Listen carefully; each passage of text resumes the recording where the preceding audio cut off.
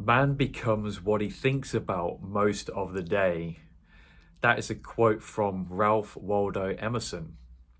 And not just Ralph, but there is this congruence with philosophers, spiritual teachings, mystics that have evolved themselves to a certain degree where they've traversed the levels of consciousness, they've seen this human experience to its absolute limitation, if we want to take it to the point where they actually resolve and dissolve the death birth cycle.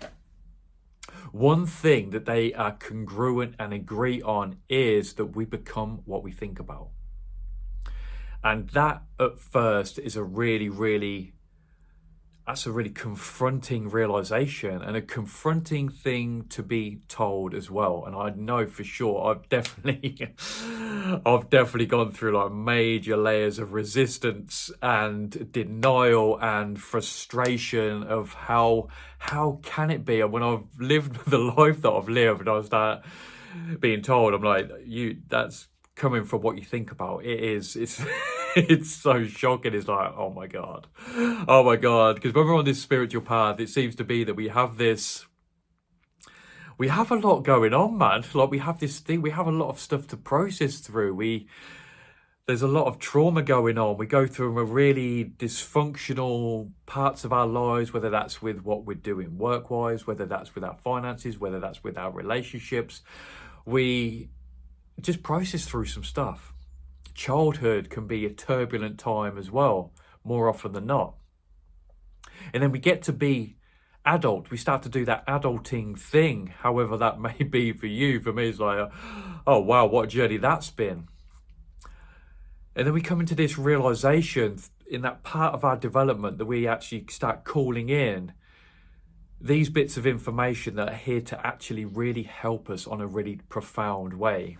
When we start to attract in certain things within our energy field, when it comes to teachings, books, friends, guides that start telling us these little tidbits of what is going on with the roots of who we are and why our life is the way it is, there's an element of readiness for this. If you're watching this now, there's an element of you, there's a frequency invite, there's a very subtle vibrational current within you that's obviously ready to receive this information. But this is the battle between the conscious and the unconscious. Our conscious mind is the resistance creator, because it's our conscious mind which will hear this and then resist it and try to break it down into logic, reason, understanding, and it's from that which creates more and more resistance. So when we start to develop and evolve and process what's going on within us, we start to evolve our nervous system, we start to create more space, and we start to calm down the conscious mind. We start to simmer down the unnecessary chaos. We simmer down the mental chatter. We actually we come into a space where we're ready to receive this more. So even though there'll be some resistance there, it's more of it's open. It's received in a sense of curiosity. Curiosity is such a powerful human trait, and it's something we inherited from the animal kingdom. If you look at everything in the animal kingdom has an element of curiosity to it, and we've got that as well.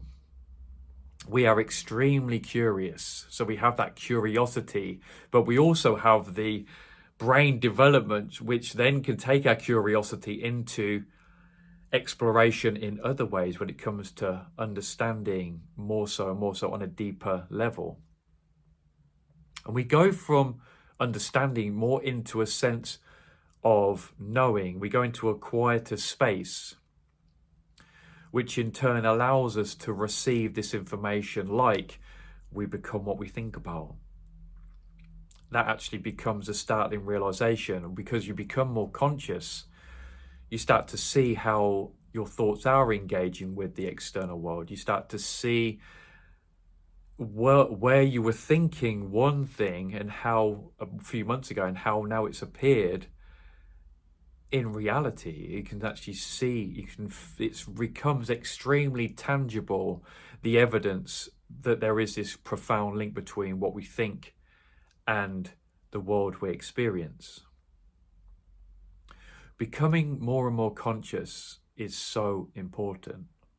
And it's due to this fact. The more conscious we become, the quicker we become at catching ourselves. And I've really seen the dark and the light of this factor, this part of the journey. Because when I was extremely unconscious and I was navigating in almost like a dream state, hypnotized, pre-awakening, with everything that was going on within my nervous system at the time, so much dysfunction occurred and arose due to my lack of capacity to be conscious and recognize my thought patterns. But this isn't saying that is bad.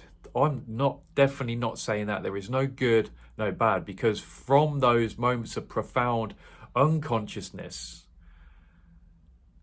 I was learning something on a deep unconscious, subconscious level through my development, even though I wasn't fully conscious at the time. There was this journey of, say, 6 months to a year where I was becoming to feel more clearer, more clarity, more introspective, more observant of what's going on within me. I have reflection and contemplation. I can see, oh wow, that's why I needed to be unconscious that time, because wow, I can reflect on it now. It was such a profound ground to learn from. Even at the time, maybe it didn't feel like it was something to learn from.